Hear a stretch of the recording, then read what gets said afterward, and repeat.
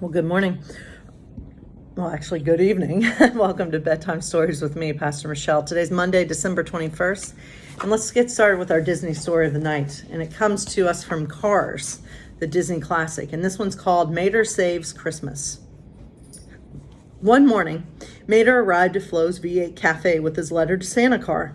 All the townsfolk had written one. Just as Mater was dropping his letter in the mailbox, Chick Hicks, one of Lightning's rivals, showed up. He began to tease Mater, saying that Santa car didn't exist.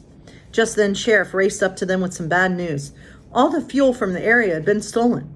The townsfolk were shocked. Without fuel, the mail trucks couldn't deliver letters to Santa car.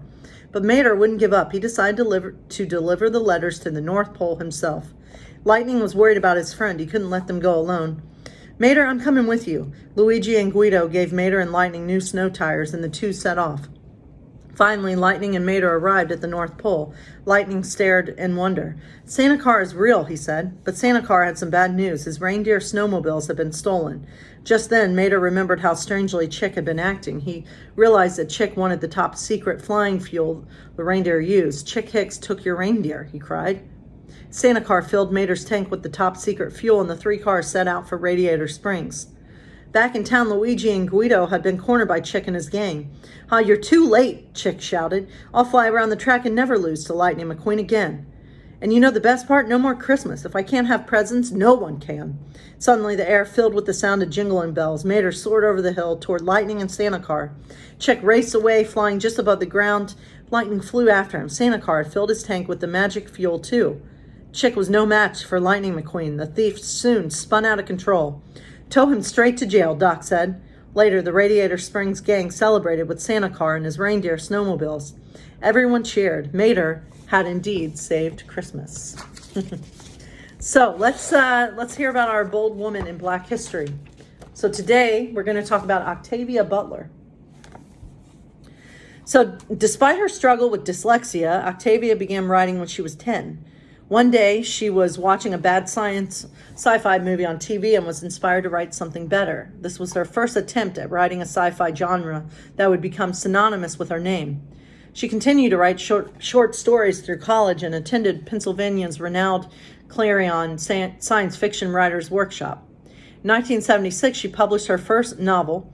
It made waves. A sci-fi novel with Black female characters had never been seen before. Her novel was called Pattern Master. Inspired when she published, however, Octavia's big moment came in 1979 when she published Kindred. Inspired by her mother's experiences as a maid, it tells the story of a Black woman who travels back to the times of slavery. She wanted to write a story that would make others feel the history, the pain and fear that Black people have had to live through in order to endure. Her publishers had a hard time categorizing her books, especially Kindred. Was it fantasy, history, sci-fi, or fiction? And they were unsure about her audience. Did Black women read sci-fi? Octavia and her books proved that they did. She created a space for Black girls to like sci-fi, a genre historically associated with white male and readers. She wanted to change the industry's perception of who the writers and the readers were and show that science fiction could be for anyone.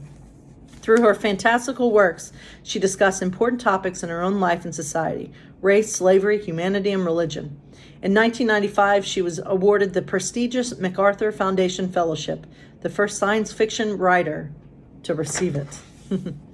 Well, good for her. So God bless you all. Have a wonderful night.